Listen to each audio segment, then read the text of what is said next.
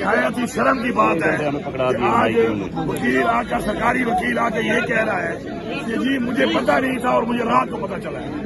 کچھ شرم کرو، پوری دنیا کو پتہ ہے، پورے پاکستان کو پتہ ہے کہ آج یہ پیشی لگنی تھی اور تم آگے کہہ رہے ہو کہ مجھے پتہ ہی نہیں تھا۔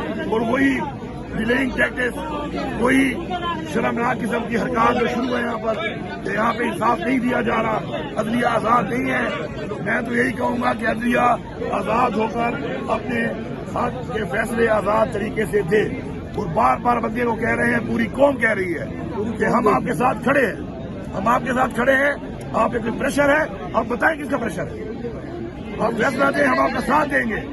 ہم کوئی ایسا کسی کا پریشر اس ملک کے آئین کے مطابق برداشت نہ کرتے ہیں، نہ کسی اپنے ادارے کو کرنے دیں گے۔ لیکن آپ سامنے آئیں، ہمت کریں، حق کا فیصلہ دینا آپ کی ذمہ داری ہے۔ آپ نے ایک حلف لیا ہوا ہے، آپ نے انصاف دینا ہے۔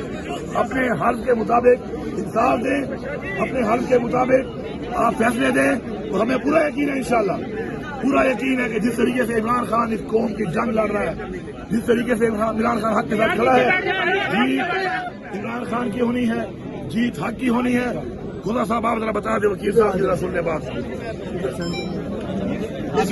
بسم اللہ الرحمن